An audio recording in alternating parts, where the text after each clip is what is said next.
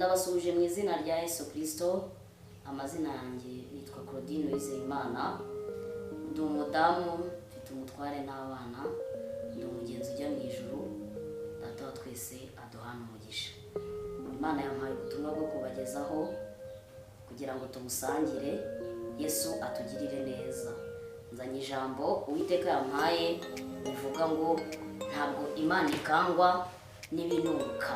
Yesu adutabare. Tugiye gusoma ijambo riri muri Yohana ibice ni 11.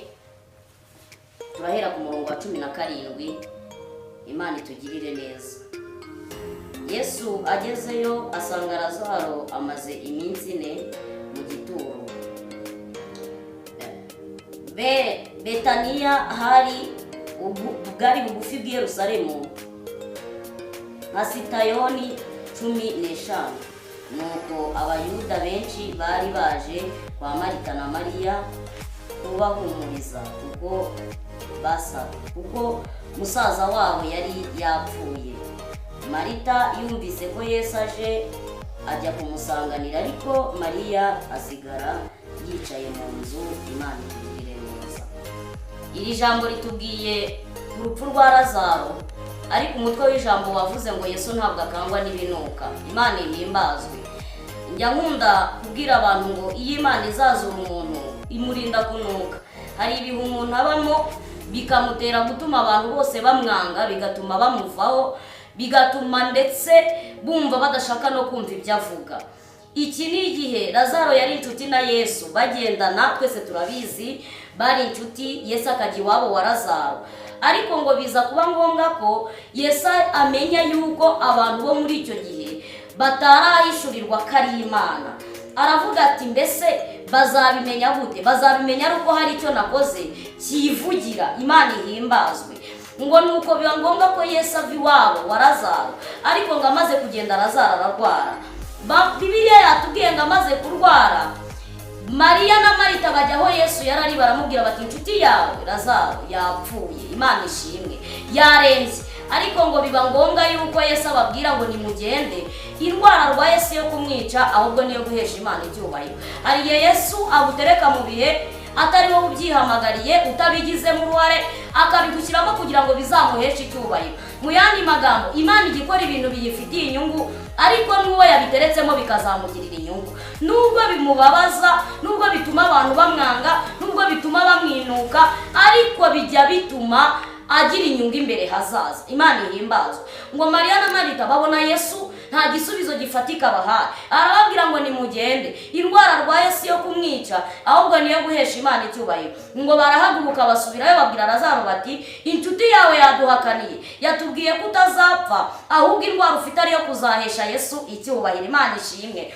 Ngo nuko ntibyatinze Lazaro araremba ageraho gupfa.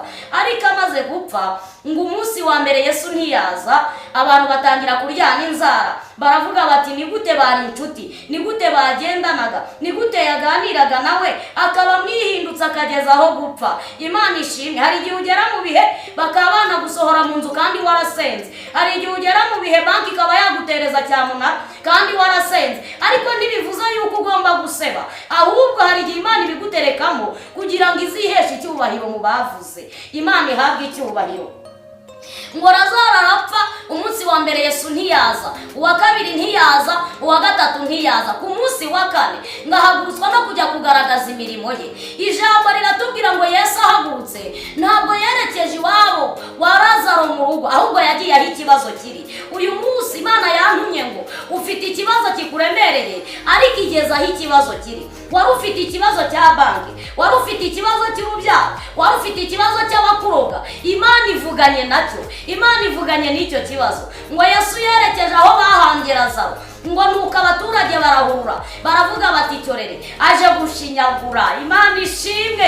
Baravuga bati muze murebe uwo bagendanye, uwo bari inshuti, aje kumwishima hejuru, aje twaramaze kumushyingura. Hari impamvu yatumye Yesu ataza umunsi wa mbere. Iyo aza kuza bwa mbere bari kuvuga bataracyashyushye, kuko yashakaga kugaragaza kugaragaza imirimo ye kuri bo. Arangije arasibira bwa kabiri aravuga ati nshaka gukora ikintu kivugira kizatuma abantu bakura impaka mu muryango w'iwabo wa Lazaro. Imana ishimwe. Ndashimira Yesu ujya uca amazimwe.